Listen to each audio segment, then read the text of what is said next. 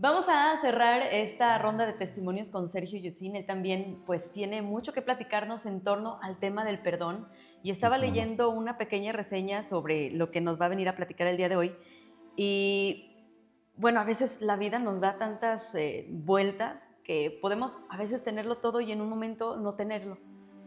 Y eso es lo que nos convierte en un proceso de vida, de todo, hasta que llegamos al perdón. Sergio, platícanos cómo te ha ido.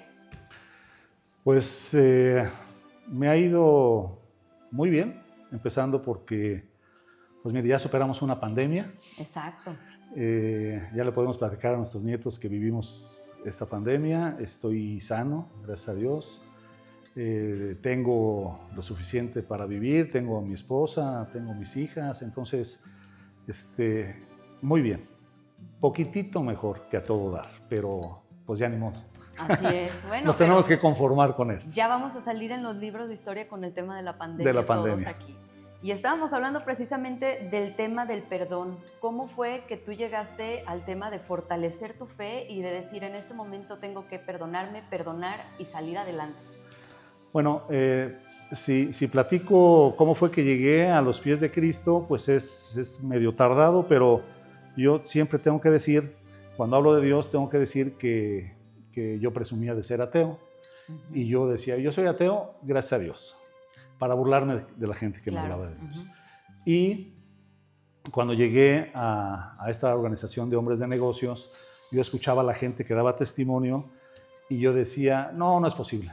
Claro. Estos hombres son paleros, literalmente decía, les están pagando para que vengan y digan mentiras. Y yo decía, ¿dónde está el truco de esta organización? Como que quieren engañar a la gente. Suena muy increíble. Suena muy increíble.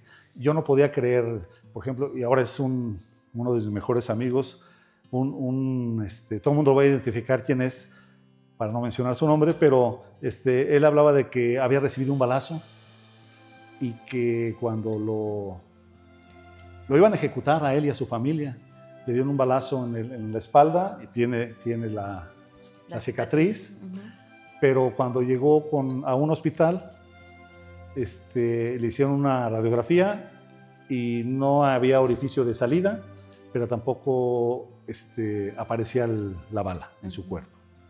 Y entonces yo decía, eso no es cierto, eso no puede ser. Sí, claro. Bueno, y bueno, pues lo más que le pasó fue de que tuvo una hemorragia ahí, le cosieron, se acabó. No tuvo mayor problema. Y luego otro amigo que le pasó un Torton por encima, un camión de 15, 20 toneladas. Sí, es imposible sobrevivir a eso. Sí, le pasó por el estómago, la cadera, que es cóncava, se la partió en 13 pedazos. Y entonces a él no le daban esperanzas de vida y le decían, no pasas la noche, pero si amaneces, tú no vas a poder tener hijos, no vas a poder caminar. Y era un joven de 17, 18 años. Empezando la vida. Y yo lo conocí, es un hombre de mi estatura, casi 1,90, camina perfectamente, tiene 2 hijos, y yo decía, no, no es cierto, no, eso no puede ser. Pero entonces yo fui de compromiso porque me insistían y ve, y yo dije, bueno, voy a ir. Bueno, algo que hizo mi amigo que me invitó, me dijo, lo que pasa es que tienes miedo, por eso no vas. Y entonces me picó el amor propio y dije, sí, claro, no, para demostrar que no tengo miedo, pues voy. Supo por dónde, me retó. Y fui, y cuando yo escuché esto, dije, no, pues esto no es para mí, no vuelvo. Y yo tenía muchísimos problemas. Yo estaba divorciado, estaba enfermo, mi negocio quebrado, no podía, ya saben que nos agarramos a hijazos. Entonces, sí, mi ex esposa no me dejaba ver a mi hija y yo estaba como que muy afectado por eso, me dolía mucho porque era una bebita de 4 años, 5 años, no la podía ver, muchos problemas, me veía un problema, pero por todos estos problemas yo no podía dormir. Entonces yo dormía a ratos, nada más, y me levantaba a las 5 de la mañana a correr y me dormía a las 12 de la noche, a la 1 de la mañana, y yo decía, bueno, si hago ejercicio, me canso para dormir. No sí, podía dormir. Por si fuera poco, el mayor problema que yo tenía no era ninguno de estos. Una de mis hermanas, también no puedo platicar la historia porque es muy larga, pero me pirateó mis libros. Yo edito libros de hace 30 años. Yo publico las leyes y códigos del Estado, especialmente del Estado de Guanajuato. Y ella se pirateó la marca y se pirateó los libros. Obviamente se pirateó pues, lo que más vendía, ¿no? O sea, nadie se va a piratear algo que no se vende. Sí, no. Y cuando me di cuenta y hablé con ella, pues se burlaba de mí. Y me decía, pues yo me he pedido Yusim, ¿por qué no? Le dije, porque Yusim está registrado como marca. Y porque te estás pirateando. No, no es cierto, no es cierto. Y total, que hubo forma de demostrarlo. Yo no quería demandarla porque la piratería es un delito grave. No quiero dar clase de leyes aquí, pero cuando se dice delito grave es que no alcanza fianza. Sí. Y pasaron 2, 3 años y yo le decía que dejara de utilizar mi marca, que no se piratearan mis libros. Y se dieron las circunstancias para que un abogado, que conozco muchos abogados, tengo muchos amigos abogados, porque es a la gente a quien yo le vendo, me dijo, mira, yo sé que tú no quieres que esté en la cárcel, pero ya tenemos pruebas de que ella se está pirateando los libros. La puedes demandar y en el momento que la detengan, puedes negociar con ella, podemos hacer que firme un convenio que se compromete a dejar de piratearse la marca y ¿Cómo regresar? ¿Sí? Y me pareció, así platicado, sí oye bien sencillo. Me pareció buena idea. Entonces, la demandé, todo el proceso de muchos papeles, hay que invertirle mucho dinero, y pasaron como 6, 8 meses, la detuvieron. La detuvieron un 23 de diciembre. Y me habla mi abogado, pon atención porque te va a llamar tu hermana. Y pasó el 23, y pasó el 24, y pasó la semana completa, y pasó el 31, y nunca me llamó. Entonces, cuando entró el año, en enero, le hablé a mi abogado, le dije, oye, nunca me habló mi hermana. Dijo, no, sí está detenida. No me habló. Es más, vamos al juzgado para que veas. Eso es un delito federal. Fuimos a un juzgado de distrito en Guanajuato, y pidió el expediente, y ahí está, decía que estaba detenido. Entonces yo así, ups. ¿Pero cómo? O sea, se pasó Navidad, Año Nuevo, en la cárcel. Y entonces me dijeron las autoridades, o sea, el Ministerio Público Federal, mi abogado, me decían, no se te vaya a ocurrir otorgar el perdón, porque si a ti te está afectando para tu negocio, si tú le otorgas el perdón, sí, pues ya no hay forma. Nada. Te va a ir peor. Entonces, yo quería otorgar el perdón inmediatamente porque me empecé a angustiar porque ella estaba en la cárcel. O sea, yo Navidad y Año Nuevo dije, no, pues no la detuvieron, ¿no? Nunca me llamó. Y bueno, por eso es que yo no podía dormir. O sea, empezaron a pasar los días, las semanas, los meses. Yo mandé amigos en común, le decía a mi sobrino, que es hijo de mi hermana, dile a tu mamá que quiero hablar con ella. No, dice ella que no, quiero hablar contigo. Y al abogado que representaba a mi hermana, que también era cliente mío, le decía, dígale, no, dice que no. Pasaron 9 meses. Y yo ya estaba, pues, en el punto que no dormía casi nada. Desesperado, angustiado. Desesperado. Y yo decía, y me decían, pues te preocupas más tú que ella, porque ella no quiere hablar contigo. Y bueno, fue como llegué así a la Organización de Hombres de Negocios. Y cuando oía los testimonios dije, no, hombre, ¿cómo creo? No, yo no creo. Pero bueno, cuando termina la reunión, ese es uno de lo que ocurre siempre, nos piden que repitamos una oración para aceptar a Cristo en nuestro corazón. Y yo no la quería repetir, pero cuando volteé, me estaban viendo. Y como yo me paro y sobresale mi cabeza, o sea, todo el mundo, yo sentí que todo el mundo me estaba viendo. Entonces dije, no había de otra, se tenía que yo decir dije, bueno, la oración. Pues la repito, ¿eh? Dije, pues no creo que me haga daño, ¿eh? Y la repetí, y me salí decepcionado. Dije, no, no vuelvo. Esto se me hace una farsa, se me hace algo, una pérdida de tiempo. Y resultó que ese día dormí. Y dormí como 7, 8 horas seguidas. Tenía meses que no podía dormir ni 3 horas seguidas. Por fin descansaste, Sergio. Dormí, pero dice una señora, como bebé. Yo estaba divorciado, yo vivía solo y dormí muy bien. Me sorprendió, dije, y yo no lo asociaba con lo que había pasado en la reunión. Pero dije, pues bueno, qué rico que dormí. Pero entonces yo había decidido no regresar, pero como es una reunión semanal, el siguiente jueves, pues asistí otra vez. Dije, con tal de dormir, aunque yo no crea nada de lo que digan aquí, pero aquí estoy. Y empecé a asistir, no sé cuántas semanas pasaron, 3, 4 semanas. Ahí nos dan una papeleta, se llama papeleta de peticiones. Y nos dicen, lo que tú no hayas podido lograr, lo que sea más difícil para ti, lo que tú creas que es imposible, pídeselo a Dios. Y como pues yo no creía en Dios y además yo ni siquiera sabía cómo pedirle a Dios. Entonces es para gente como yo que no sabemos nada, pues dice, pídeselo por escrito como si hicieras una carta. Y yo pues iba a cenar y veía la papeleta y pues la dejaba a un lado. Yo no pedía nada. Y hubo alguien que me dijo, oye, ¿y por qué no le pides a Dios? Pues porque no creo. Yo no creo que exista Dios. En ese momento tu fe no O sea, yo nada más iba porque dormía. Sí. Y yo no lo asociaba, ¿por qué me había sucedido esto? Entonces cuando me dijo este amigo, mira, puedes retar a Dios, puedes hacer un trato con Dios. Y me dijo, ¿cuál es el problema más grande? Le dije, no, tengo un montón, si te platico, no, pero el peor problema, el más grave que tengas. Y dije, pues mi hermana está en la cárcel y no hay forma de que salga, porque yo ya había ido al juzgado y me decían, yo le decía, ¿pero para cuándo?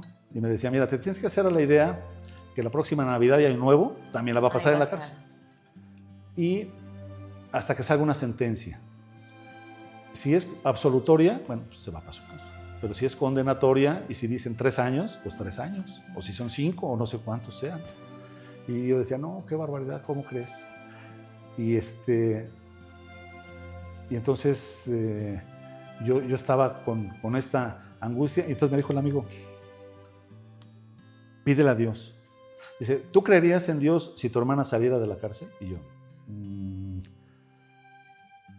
pues no es posible que salga. Bueno, pero si sale, ¿tú creerías en Dios? Y yo decía, pues sí, porque es imposible que salga. Ah, bueno, pues pídele a Dios. O sea, agarré mi papeleta y le pedí. Entonces seguí asistiendo. Hubo alguien que me dijo, ahora yo entiendo algunas cuestiones de esas, pero hubo alguien que me dijo, antes de un mes, tu hermana va a salir. Y yo, decía mi mamá, achícale, compadre, no creo. Pero bueno, y como él me lo dijo, dije, bueno, empecé a contar un mes, ¿verdad? Y pasaba una semana, y pasaba 2 semanas, y por el día 28, 29 dije, no, ya no salió. O sea, esto es como yo pensaba, es una mentira. Pues me habló mi sobrino, otro sobrino, hijo de mi otra hermana, tengo 2 hermanas mayores que yo. Siempre dicen que son menores, pero son mayores que yo. Y me dijo, oye tío, ¿qué crees? Que vi a mi tía aquí en Irapuato. Le dije, no es posible, pues está detenida. No, la acabo de ver. Entonces, le hablé a mi abogado, fuimos al juzgado a Guanajuato y efectivamente habían dictado la libertad. Y fue cuando dije, ¿pero qué pasó? Preguntándole a los abogados me dicen, bueno, sí es posible que salga antes, pero son los que ahora se conocen como libertad anticipada, pero es aceptando la culpa. Y si acepta la culpa, pues se queda un tiempo, o sea, menos del tiempo que le correspondía, pero se queda. No existe la forma de que acepte la culpa y salga. Y ella salió. Y de hecho me decía mi abogado, oye, pero le faltan varias etapas al juicio. ¿Cómo que salió? Pues salió. Y entonces, como mencionaba hace rato Renato, y yo empecé a decir, a lo mejor sí existe Dios. Porque esto es pues imposible, o sea, no tiene una explicación lógica, no tiene una explicación que ni un abogado pues la puede explicar. Entonces, como yo estaba enfermo, tenía 2 hernias en la columna, toda la vida he jugado básquet, mi negocio de los libros, yo les digo, cualquiera puede vender libros, pero no cualquiera los puede cargar. Son muy pesados los libros y yo toda la vida he cargado mucho, me lesioné la columna. También, si platico el proceso, bueno, pues pidieron por mí, hubo alguien que oró por mí y sané de la columna. O sea, ahora ya sigo jugando básquet, sigo con mi negocio y cargo ahora más. Ahora. Y cuando alguien que sabe de medicina escucha que yo comento esto, dicen, eso no es posible, solamente que te hayas operado. ¿Te operaste? No, no me operé. Tengo mi resonancia magnética donde dice que tenía 2 hernias en L4 y L5. Y sané. O sea, jamás volví a tener problemas conmigo. Y era un problema serio porque en ninguna posición se me quitaba el dolor. Ni boca arriba, ni boca abajo, ni sentada, de ninguna forma. Y si tomaba analgésico, yo tenía gastritis. Entonces ya no sabía qué me dolía más, si la columna o el estómago. Era un problema ahí muy complejo de salud que yo estaba, me incapacitaba. Y que parecía que todos se te acumulaban, ¿no? Sí, pues todos los problemas que yo tenía se iban juntando, se iban sumando. Y resultó que sané de la gastritis, sané de las hernias en la columna, empecé a ver a mi hija. Todo esto pidiéndole a Dios.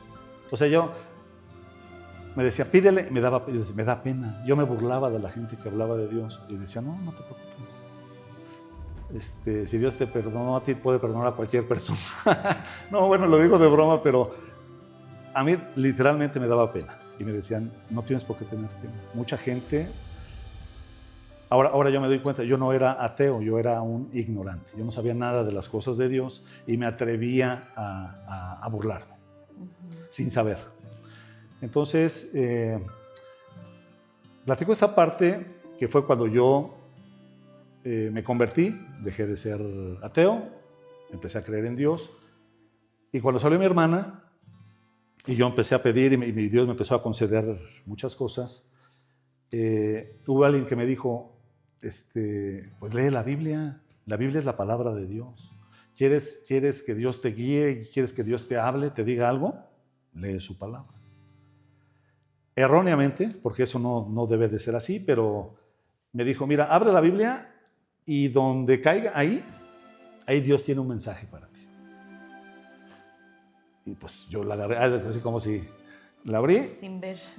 No sé el versículo, no me aprendo los versículos, pero sí sé lo que dice.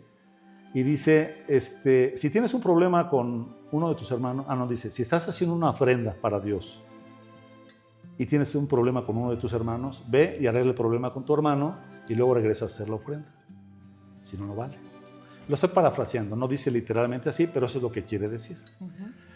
Y entonces me dijo, ¿y cuándo vas a ir a pedirle perdón a tu hermana? Y yo, ups, ¿cómo crees? Lo más complicado y difícil de todo el proceso. Sí, ¿cómo crees? Y pues la que cometió el error, ella. Y yo le estuve diciendo durante 3 años y ella literalmente se burlaba de mí, me colgaba el teléfono, no me tomaba la llamada. Y me dijo, bueno, pues, y así le decía, pues ahí dice, ¿no? ¿Tú crees que...? Y como, bueno, a mí me sucedió algo que creo que es muy bueno, sin saber nada de las cosas de Dios. Cuando me dijeron, esta es la palabra de Dios, yo lo creí. Dije, no, pues si me dicen que esto es la palabra, pues yo lo creo. Y cuando leí algo, decía, no, pues es que Dios me está diciendo. Me dijo, ¿cuándo vas a ir? No, pues no voy a ir. Yo tenía miedo de que mi hermana, yo dije, no, hombre, la reacción de mi hermana, quién sabe cómo sea. Mi hermana tenía una librería, puso una librería en Irapuato. Y yo iba a ver, mi mamá vivía todavía, mi mamá hace 9 años que murió.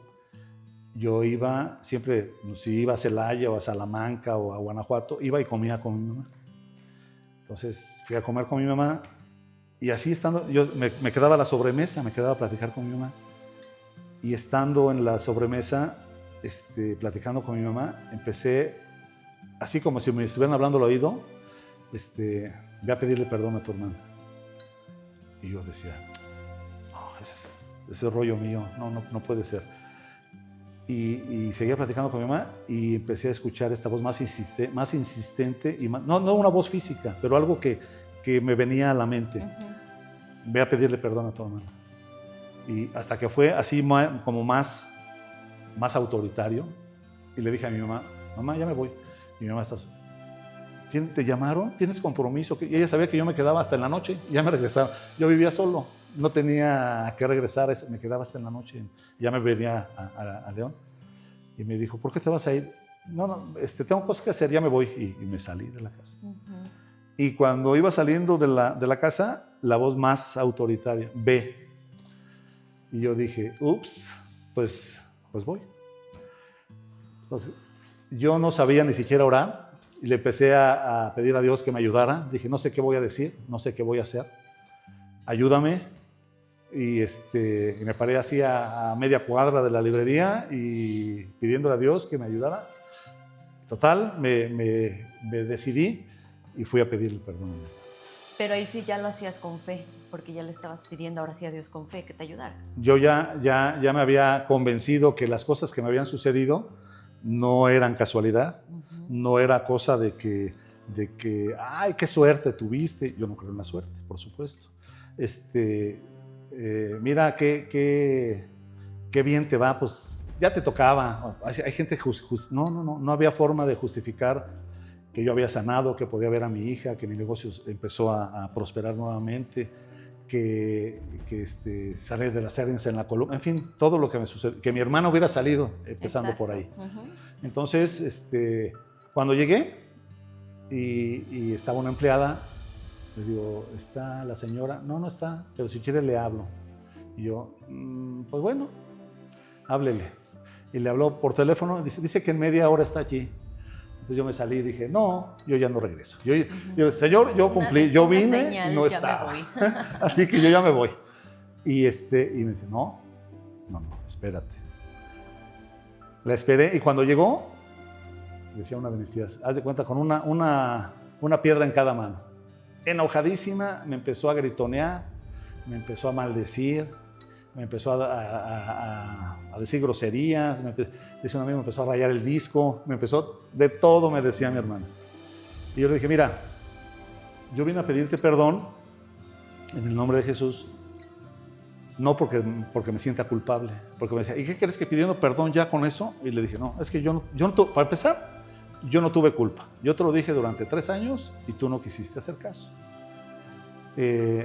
Y por otro lado, yo no me siento culpable por eso. Tú no quisiste hablar conmigo, yo intenté varias veces, nunca quisiste hablar conmigo. Entonces, yo vengo a pedirte perdón porque sé que te tengo que pedir perdón. Y en el nombre de Jesús te pido que me perdones. Yo nunca quise que estuvieras en la cárcel. Tú permitiste que caer en la cárcel, porque si hubiéramos arreglado esto hablando, claro, no hubieras llegado, y no hubiéramos llegado a la demanda y no hubiéramos llegado a todo esto. Y ella, no, pues me maldecía y que mi hija y que vas a ver y que... Entonces yo dije, bueno, pues si ya está echando todo su coraje y todo su resentimiento, pues me esperé. Y yo nomás oía que gritaba y me decía y ya cuando se cansó, literalmente se cansó de gritonearme, le dije, te recomiendo que no sigas con ese resentimiento porque te puedes enfermar. Y pues que Dios te bendiga. Adiós. ¿Ya? Pues yo cuando me salí de ahí, pues así sudando, dije, ya. Yo no sabía el paso que había dado.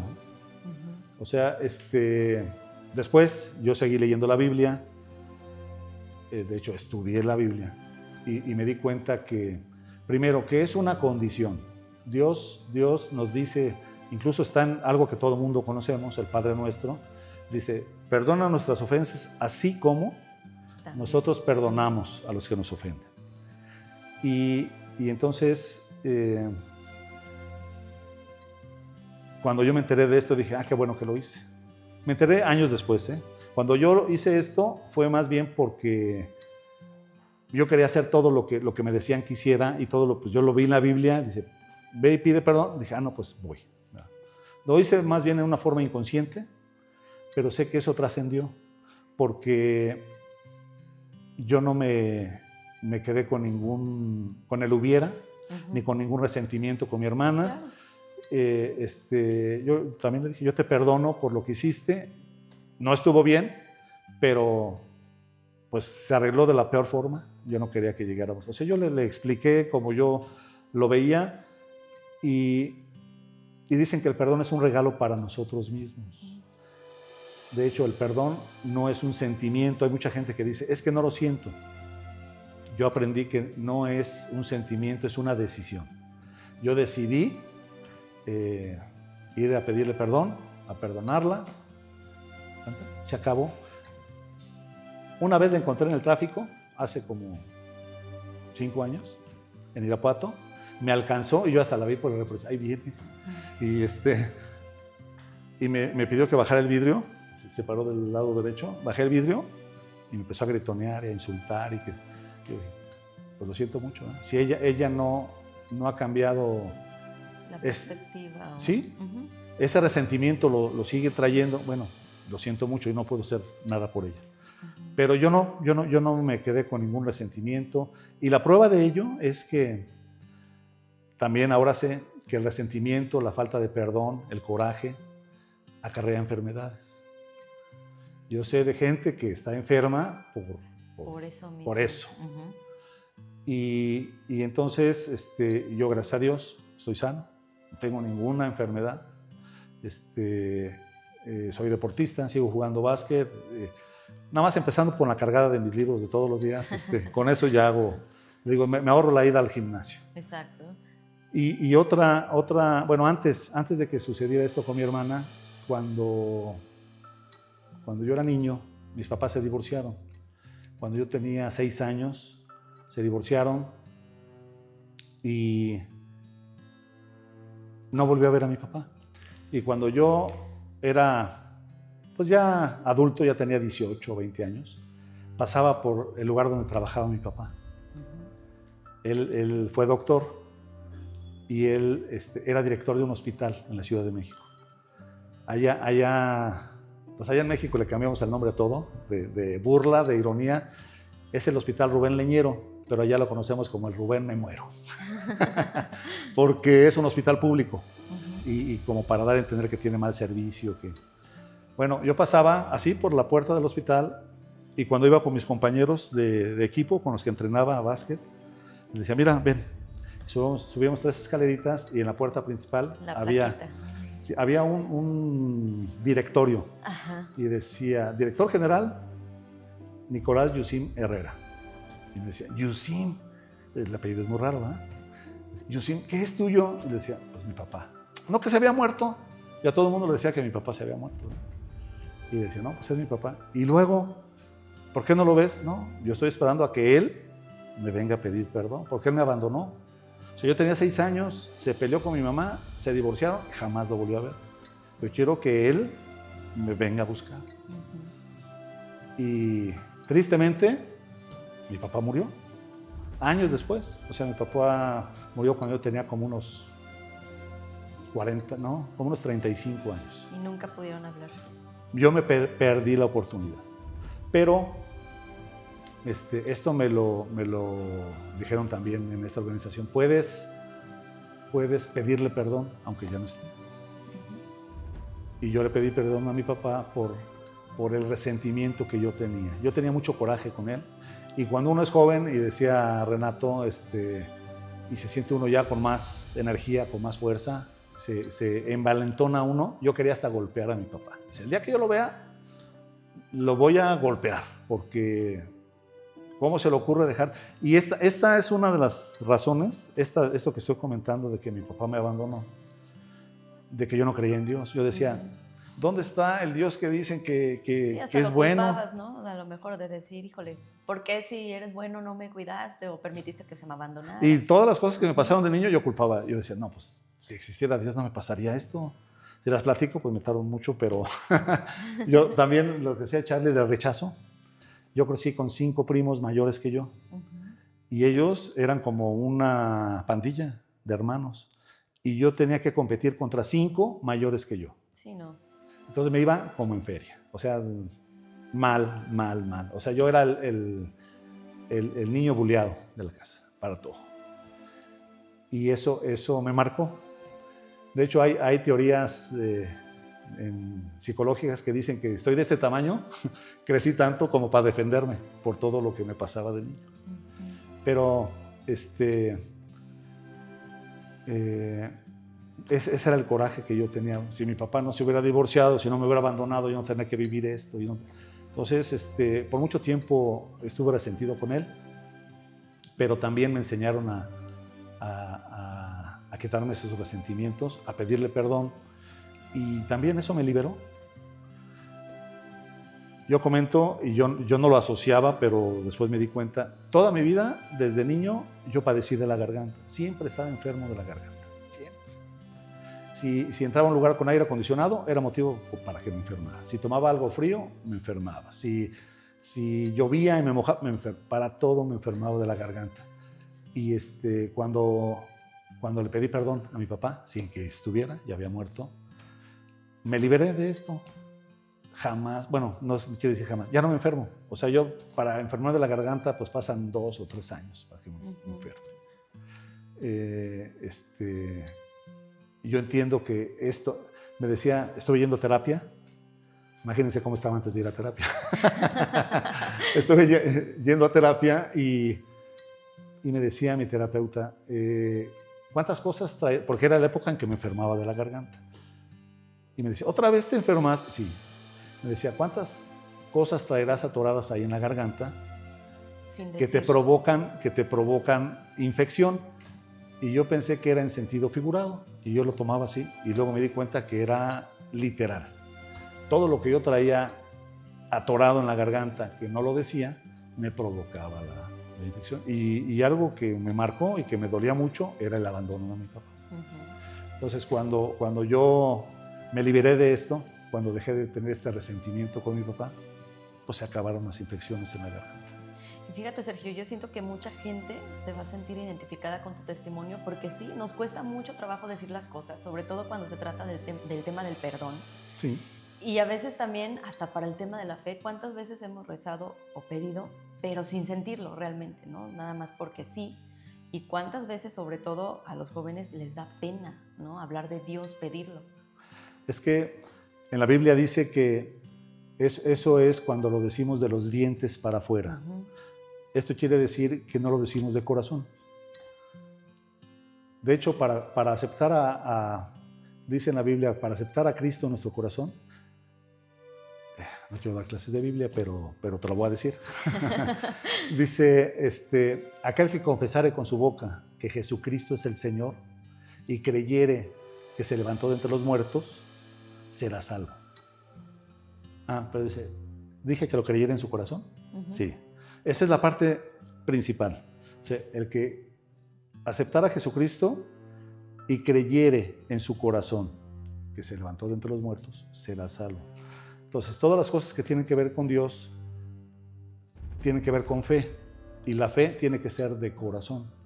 Hay gente que reza y reza y reza y reza. Yo tenía una tía que era como mi segunda mamá. No podía dormir mi tía.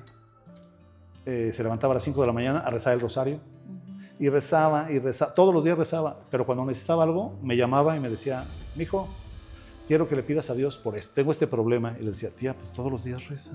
Pero ya lo tenía más bien aprendido. Pues era solamente repetitivo. Me decía, pero es que a ti sí te escucha, a mí no. Y le decía, no, tía, ¿cómo crees? En la Biblia dice que Dios no hace acepción de personas. Todos somos igualitos para Dios. Bueno, los que somos hijos de Dios. También pero ahí ya no me voy a meter. Somos criaturas de Dios y todos somos criaturas de Dios. Pero los que aceptamos a Cristo en nuestro corazón nos convertimos en hijos de Dios. Está en la Biblia. Entonces, eso cambió mi vida. Yo acepté a Cristo en el 2006, hace 19 años. No tengo una vida ideal porque nadie la puede tener. Dios nos promete que vamos a tener aflicciones. O sea, él dice, no te prometo que no vas a tener aflicciones. Lo que sí te prometo es que siempre voy a estar contigo. Exacto. Y eso es lo que a mí me tiene pues fascinado. Sí, no, y es que es imposible que alguien viva sin ningún problema. No. O sea, nadie. es parte de la vida misma. Es parte de este mundo, porque es un mundo caído. Porque en este mundo, también cuando me enteré de esto, hasta me espanté. Dije, ¿cómo el príncipe de este mundo, el Dios de este mundo, el Dios con D minúscula, es el diablo? Así está en la Biblia. Ya vi la cara que pusiste, pero es real. Investígalo y vas a ver, es real. De hecho, en la Biblia dice que los que somos hijos de Dios no somos de este mundo. Así lo dice. ¿Por qué? Porque este mundo es un mundo de problemas, de necesidades, de carencias, de enfermedades. Y los que somos hijos de Dios ya no somos de este mundo. Y entonces, ¿cuándo entra la fe? Ahí está la fe. Y cuando uno tiene la convicción de que Dios está conmigo, cualquier problema, por difícil que sea, yo sé que yo hago lo que mis fuerzas me dan, lo que mi inteligencia, mi experiencia me alcanza. Pero antes de cualquier cosa, primero le pido a Dios. Y yo sé que Dios está aquí conmigo. De hecho, cuando uno recibe a Cristo en su corazón, el Espíritu Santo, esta es la mejor de todas, el Espíritu Santo habita en nosotros. Dice que somos templo del Espíritu Santo. Entonces, Dios está con nosotros. Por eso dice que el tener miedo es falta de fe. El no tener seguridad de que se va a solucionar algún problema es falta de fe. Entonces, por eso yo digo, ¿cómo estás? Poquitito mejor que a todo dar. Porque soy un hombre de fe. Y hay cosas que Dios no me concede, por supuesto. Pero hay muchas otras cosas que sí. Y por ejemplo, yo me casé por segunda vez me casé hace 12 años, casi 13 años.